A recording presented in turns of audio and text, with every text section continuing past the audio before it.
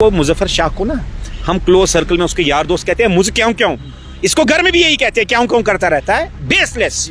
मैं इसको लश्कर तोयबा या टीआरएस से भी बड़ा खतरा नेशनल कॉन्फ्रेंस को मानता हूं, जिनने अपने इक्तदार में यहां सिर्फ अपने रिश्तेदार अपने आप को आबाद किया। आपको भी तो आबाद किया, कैसे आप बताइए? आप ही थे उनको फाइनेंशियली हेल्प करते थे। मुजफ्फर शाह को ना ये बकवास करने की उसको आदत हो चुकी है। उनके पास सबूत है, आप किस तरीके से कह सकते हैं? उनके पास सबूत है, इंतजामिया को दिखाया। वही सबूत है। 113 कनाल वो बिल्कुल इंटैक्ट है। आप आइए मेजरमेंट कराते हैं, तहसीलदार को लेके क्यों पड़े हैं हाथ धो के? एनसी के साथ जो भी ताल्लुकात रखते हैं आप उनके पीछे क्यों पड़े? देखिए, क्या सरकार में एनसी नहीं है? आप चाहते हैं कि आप एनसी को महज टारगेट बनाएं, या फिर जहाँ की ओर पानी जाता है आप वहीं की ओर रवाना हो जाते हैं? देखिए, एनसी आप यहाँ पे सियासी पार्टियों की बात करें, उनके पीछे हाथ धो के पड़े हैं। आपको लोगों के हित में बात करनी चाहिए। आप मकसद क्या है, चाहते हैं क्या है आप? देखिए, जब ऊपर से सुधरेंगे ना तो आवाम तक फायदा पहुंचेगा। ये सिर्फ अपने घर बना के जिस तरीके से स्टेट लैंड, घासचराई लैंड और रोशनी लैंड खाली करने की बात की जा रही है, मुख्तलिफ ऐसी पार्टियां हैं जो बयानबाजी कर रही हैं। इसी सब पे हमने मुनासिब समझा कि पीपुल्स पार्टी के सदर संदीप मावा से बात की जाए और ये किस तरीके का मौक़िफ़ रखते हैं, इनसे समझने की और जानने की कोशिश की जाए। सबसे पहले सर, आपका बहुत शुक्रिया वक्त देने के लिए। सीधा सवाल पे जाएंगे।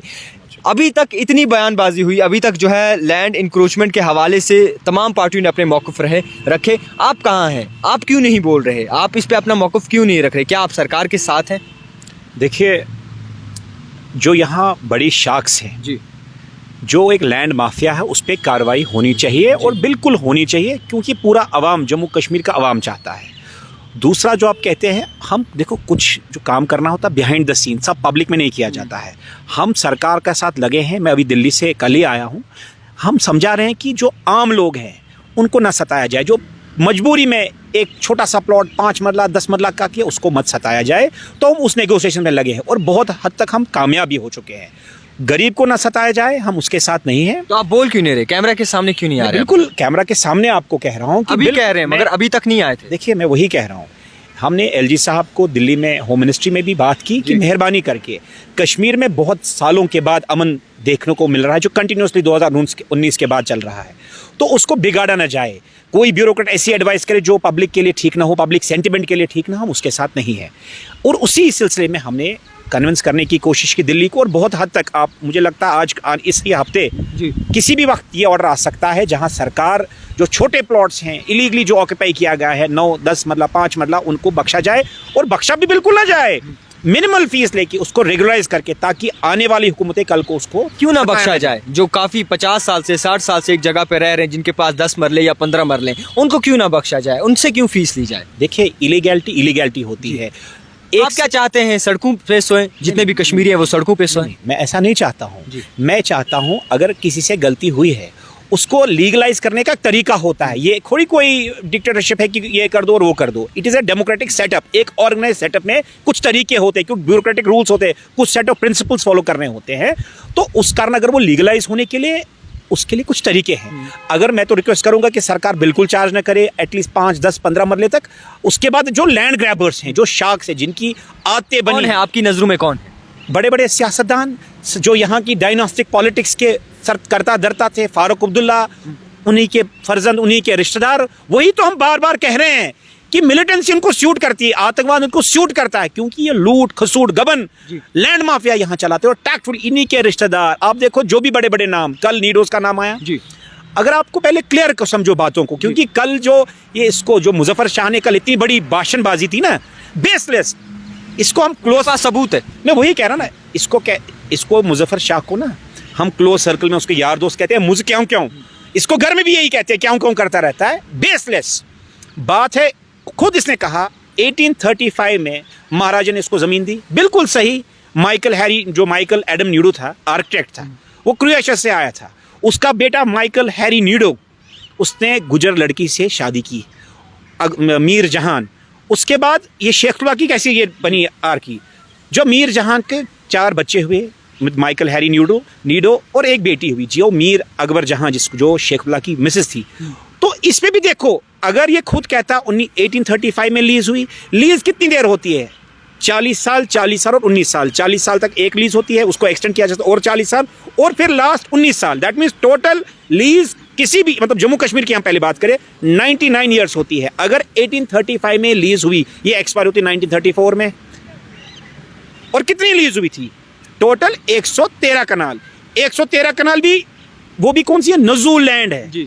इसके पास कल निकली 153 कनाल, वही 40 कनाल का रिट्रीव किए। तो सरकार ने, एडमिनिस्ट्रेशन ने कहां गलत किया? और आप समझो ये ब्यूरोक्रेटिक, ये थोड़ी कि किसी ने कह दिया और सरकार, ये ब्यूरोक्रेट्स ने मान लिया, या केएस ऑफिसर तहसीलदार होता है, या डीसी होता है, डीकॉम आईएएस ऑफिसर होती है, ये थोड़ी ऐसे चलता है। There is a set of principles, इस पे पूरी लॉ टीम बैठती है। जब कागजों में ये निकला 40 कनाल स्टेट लैंड एनक्रोच्ड है, तो इस पे कौन सी लीज है? ये सिर्फ मुजफ्फर शाह को ना ये बकवास करने की उसको आदत हो चुकी है। उनके पास सबूत है। वही आप किस तरीके से कह सकते हैं? उनके पास सबूत है, इंतजामिया को दिखाया। वही सबूत है। 113 कनाल वो बिल्कुल इंटैक्ट है। आप आइए, मेजरमेंट कराते हैं, तहसीलदार को लेके मेजरमेंट। एनसी के पीछे क्यों पड़े हैं हाथ धो के? एनसी के साथ जो भी ताल्लुकात रखते हैं आप उनसे, उनके पीछे क्यों पड़े? देखिए, क्या सरकार में एनसी नहीं है? आप चाहते हैं कि आप एनसी को महज टारगेट बनाएं, या फिर जहां की ओर पानी जाता है आप वहीं की ओर रवाना हो जाते हैं? देखिए, एनसी एक नासूर है जी। मैं इसको लश्कर तोयबा या टीआरएफ से भी बड़ा खतरा नेशनल कॉन्फ्रेंस को मानता हूं, जिनने अपने इक्तदार में यहां सिर्फ अपने रिश्तेदार, अपने आप को आबाद किया। आपको भी तो आबाद किया। कैसे? आप बताइए। आप भी थे उनको फाइनेंशियली हेल्प करते थे। आबाद मुझे कैसे किया मैं बताता हूँ। मेरे जो दादाजी हैं पंडित नंदलाल, 1800 कनाल जमीन लैंड टू टिलर में दे दी, ये हमको आबाद किया। हमारा नेशनल स्कूल, जो मेरा दादाजी का स्कूल था, मेरे पिताजी का स्कूल था, उसको कब्जा किया। तो आप क्या बोलते हैं? हम देखिए, हम दिन को दिन और रात को रात कहने वाले लोग हैं। अगर फारूक अब्दुल्ला कल ठीक होगा, हम उसके बिल्कुल उसका समर्थन करेंगे। जो सही है हम उसके साथ हैं, जो गलत है उसका कोई समर्थन। गलत कौन है आपकी नजरों में इस वक्त? गलत वो है जो सरकारी जमीन, पब्लिक, सरकारी जमीन क्या होता है? पब्लिक की जमीन, उस पर कब्जा करता है। यही लोग वो हैं। आप देखो, यही नीडोज, कल देखो अपनी, मतलब शर्म हद होती है। अरे उमर नीडो जो इसका आज मालिक है, वारिस है, ये मुजफ्फर शाह को तो कोई लेन देन नहीं है। इसमें कहते ना बेगानी शादी में अब्दुल्ला दीवाना, इसको पेश किया, अपनी उमर ने अपनी मिसेस को पेश किया। ये तरीका होता है? आप जाइए, ठीक है, आप मानते हैं सरकार ने कोई गलती की है, आप जाइए, कोर्ट है। कहा हम सुप्रीम कोर्ट तक जाएंगे? जी, सुप्रीम कोर्ट तक ने रोक लिया। सुप्रीम कोर्ट ने क्लियर डायरेक्शंस पास की है, जो स्टेट लैंड है उस पर कोई स्टे नहीं है, जो लीज है बिल्कुल। आप गिन के अभी चलिए मेरे साथ, will go to the concern officers. 113 कनाल गिन के इनके पास आज भी है। और अजीब बात है, अगर लीज 99 साल होती है, आज 2023 चल रहा है, ये लीज 1835 से लेकर। आपको लोगों की बात करनी चाहिए। आप यहाँ पे सियासी पार्टियों की बात करें, उनके पीछे हाथ धो के पड़े हैं। आपको लोगों के हित में बात करनी चाहिए। आप मकसद क्या है, चाहते क्या हैं आप? देखिए, जब ऊपर से सुधरेंगे ना तो आवाम तक फायदा पहुंचेगा। ये सिर्फ अपने घर बना के लूट खसूट बन के कश्मीरी को जज्बाती, अगर परसों आप देखो 10-15 दिन से हो गया ये लैंड रिट्रीविंग प्रोसेस स्टार्ट हो गई। कब निकला मुजफ्फर शाह किसी गरीब के लिए? बताइए ना एक बार। कल निकला अपने रिश्तेदार के लिए। हमेशा गरीब के लिए बोला उन्होंने बोला। मैं किसी को डिफेंड नहीं कर रहा, मगर एक वीडियो दिखाइए मुझे, एक वीडियो जिसमें मुजफ्फर शाह ने, मेरे ही इंटरव्यू, नहीं वही मैं कह रहा हूं, जहां ये खड़ा हो गया किसी की प्रॉपर्टी के सामने। बयानबाजी करना अलग बात है। हम, आपने कहा आप कहां थे महीना भर से, यही बात हुई। बिल्कुल, हम दिल्ली में पूरा लगे थे कि गरीब को मत सताओ, क्योंकि then will also start against the government. हम तब तक सरकार के साथ हैं जब तक सरकार बिल्कुल गरीब को तंग न करे। अगर अब किसी से गलती हुई है छोटी मोटी, उसको बख्श दो। भाजपा सरकार पे भी कार्रवाई होनी चाहिए, उनके लीडर्स पे भी होनी चाहिए। उन पे क्यों नहीं बोलते आप? मैं तो चाहता था जो सागर साहब पे पहला डिमोलिशन हुआ, सबसे पहले बीजेपी के लीडर्स पे होना चाहिए था। लेकिन कल मैं बड़ा खुश हुआ जब मैंने देखा कि 23 कनाल जमीन जो यहाँ का फॉर्मर डिप्टी चीफ मिनिस्टर था कविंदर गुप्ता, उस पर वो कल रिट्रीव की गई। तो ये होती है पारदर्शिता, ये होता है एलजी का गुड गवर्नेंस का सिस्टम। तो अगर कार्रवाई होनी चाहिए, मैं सिर्फ कहता हूं सबसे पहले बीजेपी पे होनी चाहिए थी।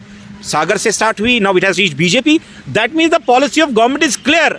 बिना किसी मजहब, मिलत, सियासी जमात के बगैर रिट्रीव की जाए। और किनकी? जो लैंड शार्क्स है, जो माफिया है, जिनने ये धंधा बना। समझते किसे आप लैंड ग्रैबर? यही सियासी लोग, यही जो बड़े बड़े होटेलियर्स हैं। आप देखो, यही नीड हो, आप गुलमर्ग में देखो, वहां भी लैंड एनक्रोच है।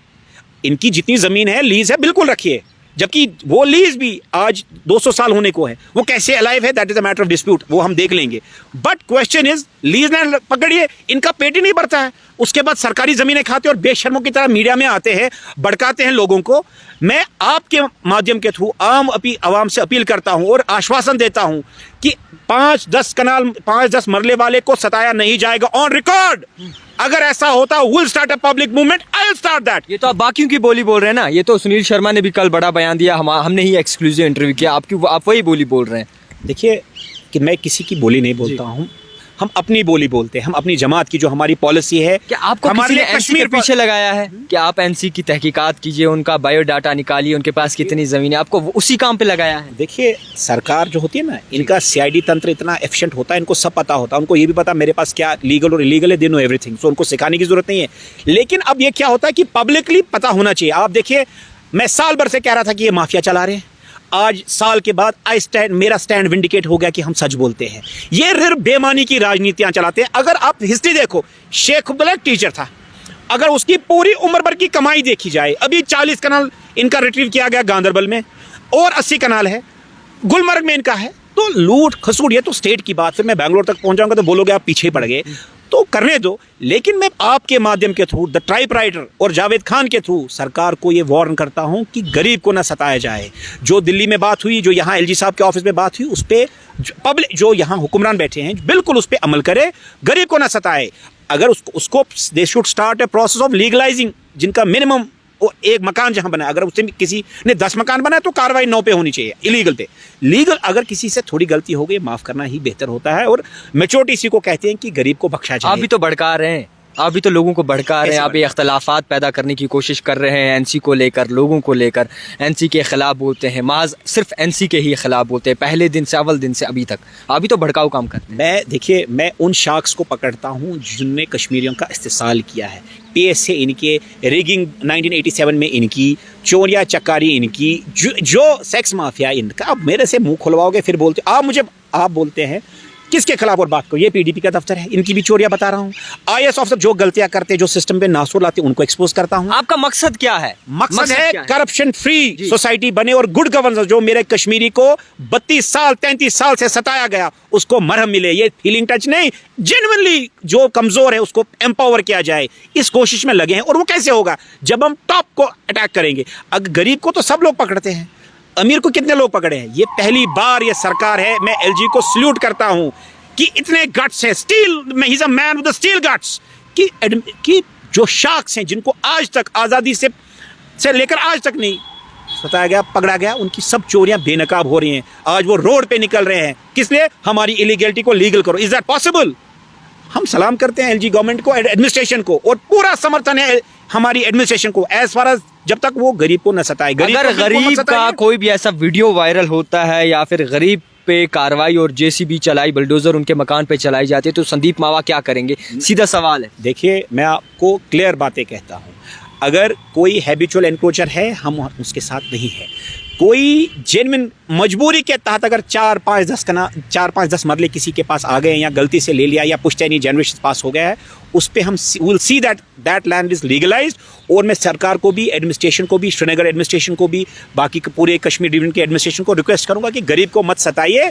बहुत सालों के बाद कश्मीरी ने अमन की सांस ली है, उसको बिगाड़ा। ये आप कहते हैं, बाकी कोई नहीं कहता, कश्मीरी लोग अभी फिलहाल वक्ती तौर नहीं कहते। खैर, जिस तरीके से हमने मुनासिब समझा कि जाना जाए और समझा जाए कि आखिरकार किस तरीके से देखते हैं ये इस एंटी इंक्रोचमेंट ड्राइव को संदीप मावा जी, जो कि एक पार्टी के सदर भी हैं, और जिस तरीके से इन्होंने अपना बाकायदा तौर पर बयान रखा और बाकायदा तौर पर जो है खुलासे से बात की, वो बड़ी देखने वाली बात है। अब किस तरीके से जो है इसे तमाम लीडरान समझते हैं और मुख्तलिफ ऐसी पार्टियां समझती हैं, वो बड़ी देखने वाली बात होगी। देखते रहिए the type writer Javed Khan के साथ।